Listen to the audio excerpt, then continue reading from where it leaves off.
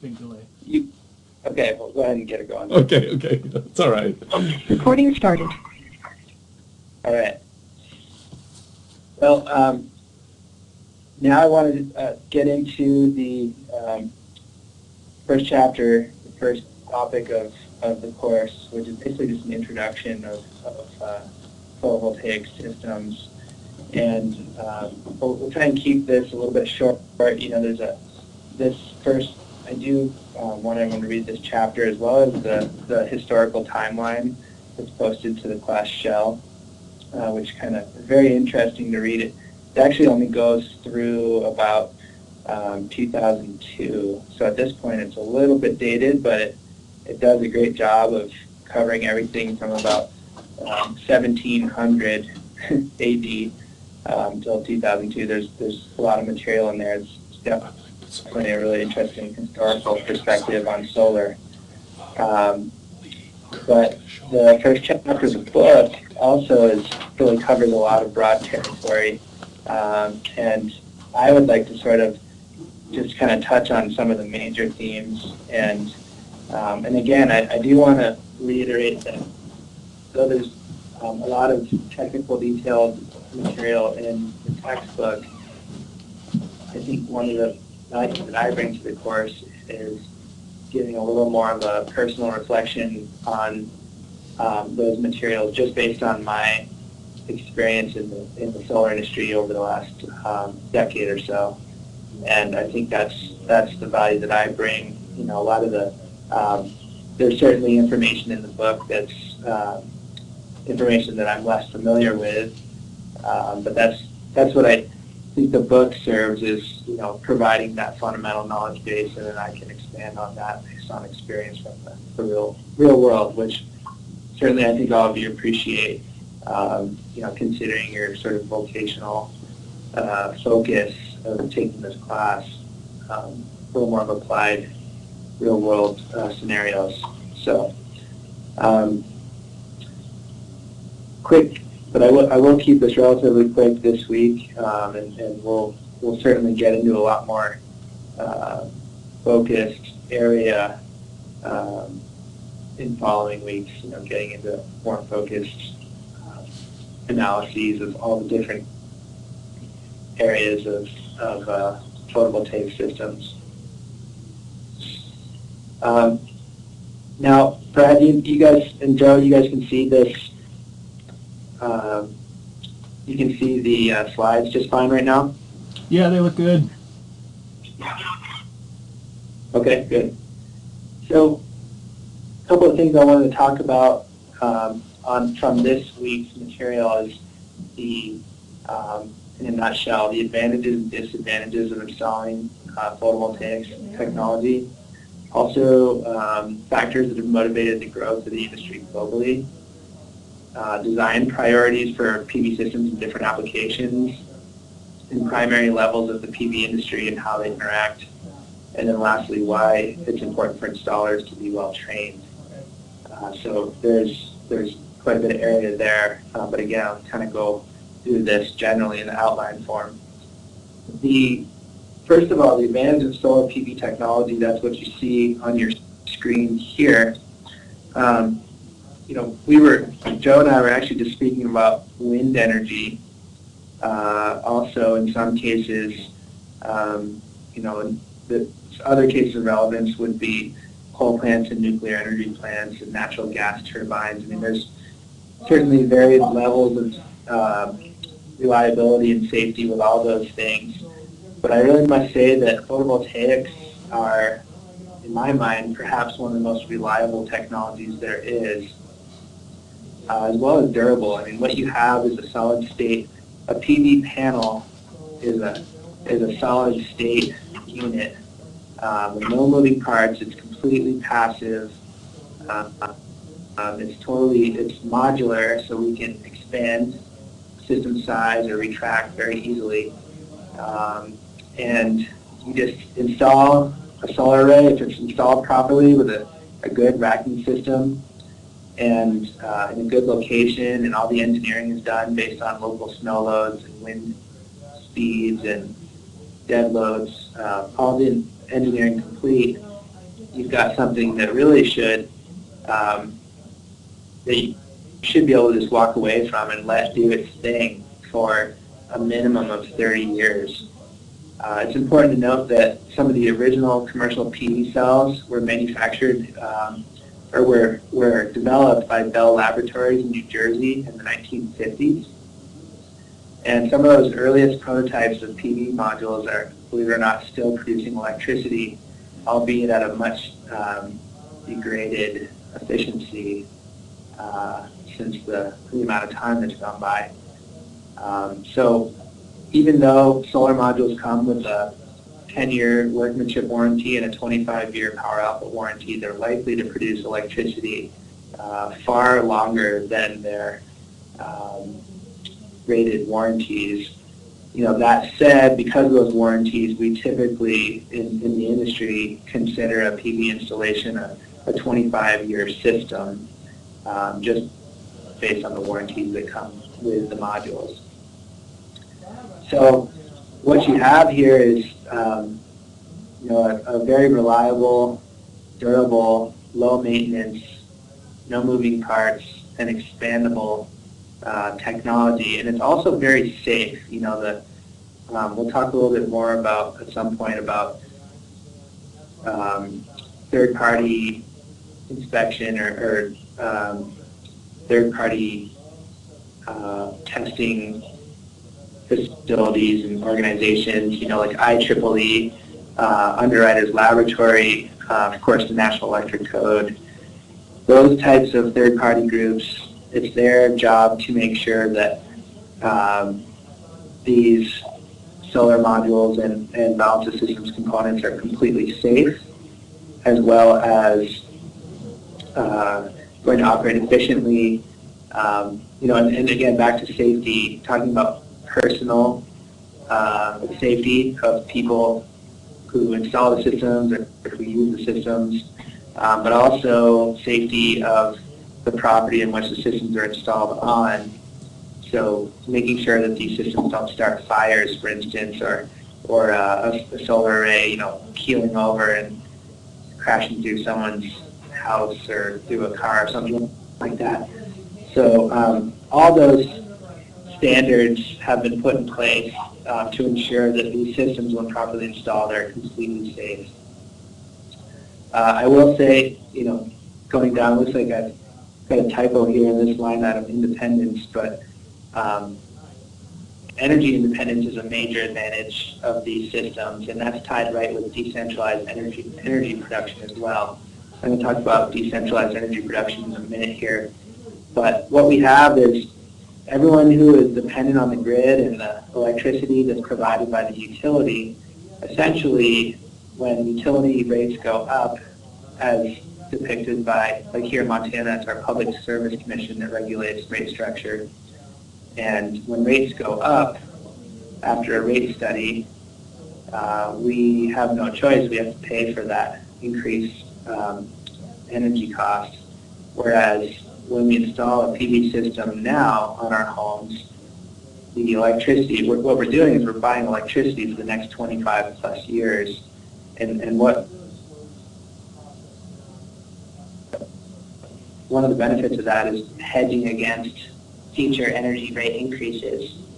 So as utility rates go up, we are protected from those rate increases because the energy from the solar system, you know, is basically fixed over 25 years. If you levelize that cost of the system over 25 years, that's the cost of your energy that you're going to be buying, or that you've already paid for it. It's a fixed cost. And when your neighbors without solar are susceptible to those energy rate increases, your costs remain the same because your solar system provides all of your electricity, ideally all of it. In some cases, it's a portion of it, but either way, that whatever your system makes, that amount is protected from energy rate increases. So that's that level of energy independence that people really like. I will also note on that there's a certain high efficiency of a solar system that's producing energy on site. And again, this is decentralized energy production. or what some people call distributed generation.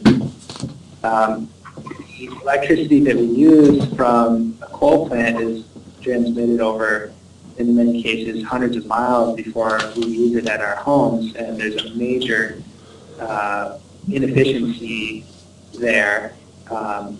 Something like here in Montana, energy from Colstrip 4 in eastern Montana is transmitted all the way over to places like Bozeman, Butte, Helena. And I once read that of the energy that's produced at the plant there, only about 8% of it still remains by the time it gets to the load in the middle of the state. So what we have is a horribly inefficient transmission of energy from a central coal facility, whereas the energy that, like I have a solar array on my roof, and its energy is used right here at my house. I mean, it's extremely efficient in the sense that almost all of the electricity that's produced is used immediately by the loads in my house. My inverter is literally installed adjacent to my load panel, and those loads are satisfied with the output from the inverter immediately. So that's it's on-site, high-efficiency use of energy. By having that energy production right here on site, we really benefit from greater efficiencies as well. So since I was just touching on potential and, well, let me go back to disadvantages real quick here before I get into the existing grid model. Some of the major disadvantages of solar PV technology are the upfront costs associated with the systems. This has been something that has gotten better over the years. Certainly in the 90s and the 2000s, the upfront cost of a PV installation was prohibitive for many people to install. Really a realistic system size that a lot of people would need to install to put a decent chunk or offset the majority of their energy usage would be a 5 kilowatt solar PV system. I want to say in 2006, the going price for a 5 kilowatt system was somewhere between $8 and $9 per watt installed. So that would be about $40,000 to $45,000. And now it's pretty common to be able to install a 5 kilowatt PV system for close to $15,000. And that would be for a rooftop system that was very low cost for racking materials. But you can see that's nearly a 60%, 65% reduction in retail kind of turnkey price for a system. But still, even in today's market, $15,000 is $15,000. If you don't have that money, it's hard to get the system installed of any substantial size like that.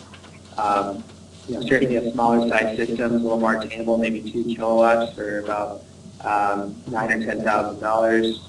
But still, that's and there's incentives, and we kind of take a look at that financial analysis. But one way or another, you're paying a large chunk of change up front, whereas the energy on your Northwestern Energy bill is you're paying maybe $100 a month. And it's almost like paying an amortized rate on a home mortgage. It's more manageable for a lot of people. One side note on that is, in some states, the economics of lease structures for solar installations are attractive enough that people can actually get into a solar installation for zero down and just pay a solar project developer and installer monthly payments for the energy from their solar system that are in a smaller amount per month than what they were buying from the utility. That math doesn't pencil out in Montana right now for a number of reasons, including our cheap electricity rates in comparison to a place like California or the East Coast. But certainly that's very much a reality in other markets that has sort of chipped away at that upfront cost argument. But here in Montana, it's still generally a cash deal and money that you need to provide up front. So the other major issue is variability of solar resource. First of all, a lot of people live in homes that don't have a good roof or good access to the sun at all. You might have the whole southern end of your property covered with trees or shadows from another building. So there's simply a large portion of the population that just simply does not have access to any solar resource or any solar resource of any real worth. And then those that do, it's variable just because the plain fact that your system doesn't produce energy at night, or when we have a big blizzard for 3 days and our panels are covered under sun. So you can't really live off of solar alone in a grid tie application. We use, or you can't live off of solar alone without some kind of a capacitor like a battery to smooth out that variability between production from a variable resource and variable loads. In reality, the loads in our houses are constantly going up and down based on what's running. A refrigerator, for instance, cycles on a regular basis. So to smooth out that variance between production and load, we need kind of a capacitor. And off-grid situations, that would be a battery. Grid-tie situations, we're actually using it as a capacitor with a technology called net metering, which allows us to use the grid in that form. So energy storage, I just mentioned that. Batteries are typically the main form of energy storage that we use, especially with off-grid or grid-tied battery backup. Batteries have their disadvantages, like they have a 7 to 10 year, let's say an average of 7 years shelf life. In some cases, they're not super efficient.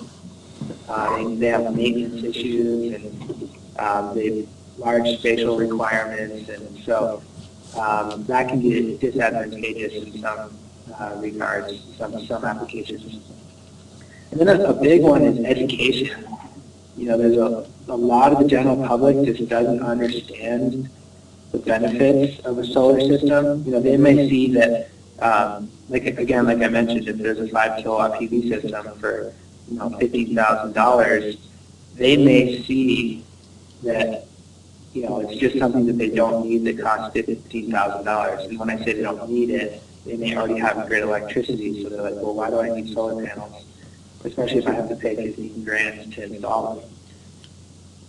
So a lot of people just don't understand the true benefits that come from a solar system. Like I mentioned earlier, in some cases they save you money over the long term, and there's the green attributes from producing clean energy, and the efficiency attributes of producing that energy on site, and the increasing the resale value of your home, and the list really is pretty long of the benefits of the system.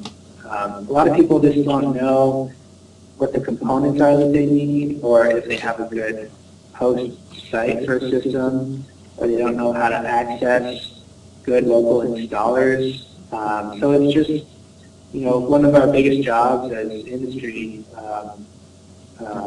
members and experts is to constantly educate people about the technology and the virtues of the technology and the viability of the technology for everyday people, not just rich people who can write a $50,000 check for a large system, but working class people that may try and finance a system or install their own system. There really is accessibility to solar for all classes. So it's important for us to just educate everyone and try and make solar accessible for them. So that's a kind of a long view on advantages of solar. Real quick, I thought that I should also talk about the existing models of electricity. I think it's important to understand, the status quo and how things work, and then also what it means to have a distributed generation system as well. So this was just an iPhone photo I took of a textbook image, so it might not look extremely. Can you guys see that okay? You know, it looks really good on our end. Yeah, Connor, it looks fine. Okay, cool. Yeah. So like I said, sometimes there's great images in the text that I really want to show and talk about, but they're not in the CD-ROM, so occasionally I'll snap just a photo and load it up because it's a good image. So what we have here is our standard, historically over the last 100 years, central energy grid structure with central generation and then transmission and distribution due to all the different loads out there that maybe, like you see down here at the bottom, a residential building, a commercial building, an industrial building over here on the left. What we have are, we have some of the more standard central generation facilities, which would be nuclear, a coal plant here on the left, hydroelectric is, classic coal plant would be Colstrip 4 in eastern Montana in the Powder River Basin, one of the largest coal plants in the country, coal and electrical stations. Hydroelectrical stations, anyone who's ever driven from Missoula to Portland has seen the Dalles and some of the major Columbia River dams that produce, over 100 megawatts of electricity at any one time. Nuclear electric stations, I grew up in New England, and there were some really large nuclear facilities located on the coast of New Hampshire and Massachusetts. Those can also produce very large amounts of electricity and that can be transmitted at high voltages across these large transmission lines. And so what you have is these facilities pushing electricity to central substations, where then they are distributed off of those central stations to multiple feeder lines, still at high voltages, to what we call distribution substations. And that's where the electricity is stepped into more manageable power quantities for distribution to these commercial and residential buildings. So in the past, the grid, if you think about it, is one of our most brilliant technological inventions of mankind. However, the landscape has changed, and we've increasing loads at all times. Fossil fuels are a primary source. There's major environmental externalities associated, with nuclear, for instance, or hydro, like we've seen in some of the disasters in Japan over the last couple of years, earthquakes. So a lot of people are looking towards, and then just the infrastructure upkeep is expensive for the grid. And this is all causing people to look closer at what we call distributed generation. I apologize, this is 90 degrees. It's okay. To the clockwise direction, but kind of took the photo the wrong way. But this essentially, if you can work with this, is distributed generation in a nutshell, where, of course, we still have our central generation system, but now we are also producing electricity and consuming it in the form of a small PV system on the roof of a residential building or a commercial building. They show that down here on the right. In some cases, engine generators for backup power. A big thing now is peak shaving. So there's a lot of technological systems emerging that allow people in areas that have tiered rates for time of day usage, so more expensive rates during certain times of day, to be able to supply portions of their home's load from a capacitor, which would be a battery or some kind of a battery-based solar system, just so that they use less energy during the higher rate periods. And then of course, the smart grid revolution is still among us, and I think I'll talk more about smart grids another day, but That's something where the utilities are actually a little more sophisticated as well on managing in a distributed generation mindset the overall functionality of the grid for reasons of efficiency and cost and load manageability. So photovoltaic systems are arguably the #1 most accessible technology for people to participate in the grid in a distributed generation way, mostly because more people have access to a solar installation on site than they do to a wind system or some kind of a hydro system. So when we talk about distributed generation, you can't not consider PV because PV is at the heart of that topic. So I guess one thing I'd like to do now real quick is just talk a little bit about, let me back up here in my notes.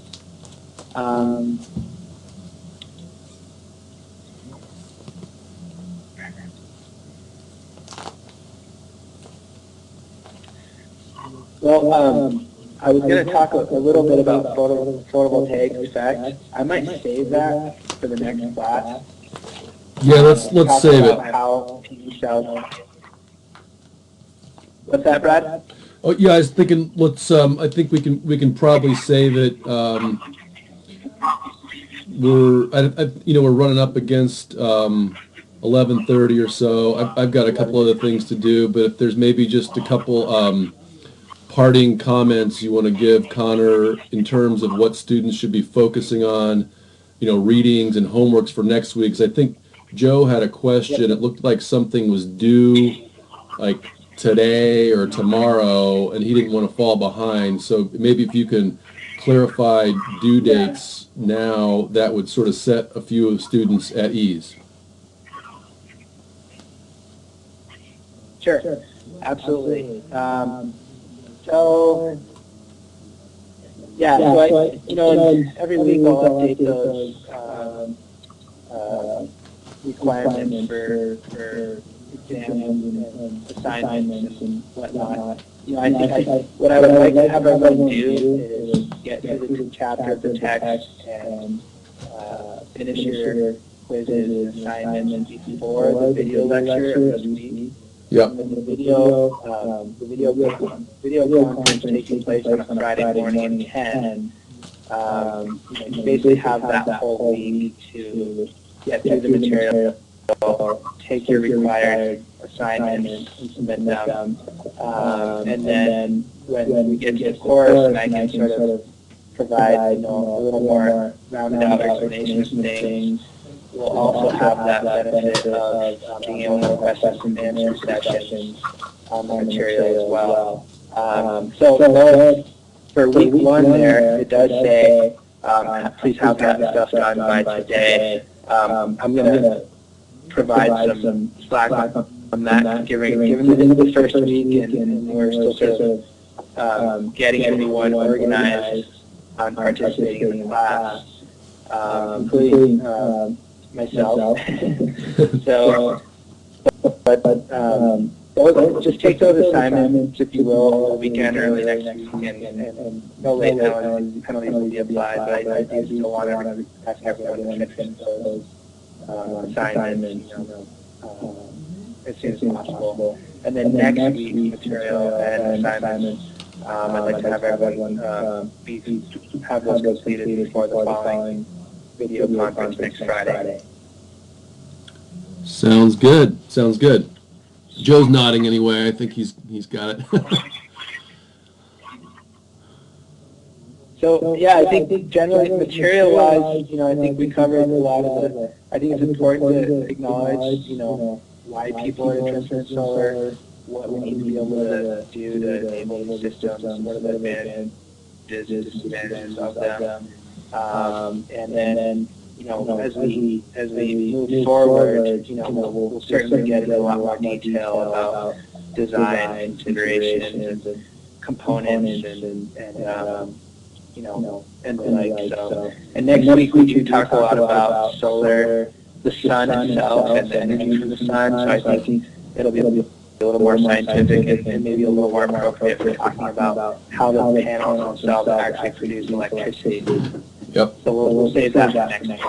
That sounds great. And I'm really looking forward to it. What I've been trying to do this semester, Connor, is just carve out some time in my schedule so that I'm a little more engaged with what my faculty are doing. So I'm looking forward to it myself.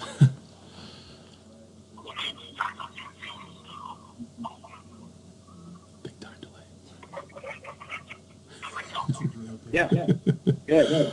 Okay, so we'll for attending, Joe, as well. Nice to meet you, and I'll try and.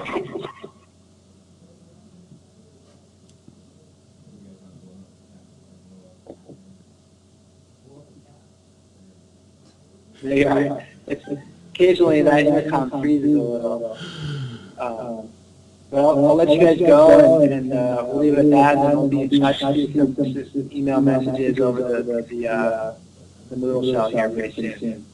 Yeah, that sounds perfect, and we'll see you same time, same place next week. But we'll also catch up in cyberspace. Thanks a lot, Connor. All right. Yep. Thank you. Sounds good. Take care, guys. Recording stopped.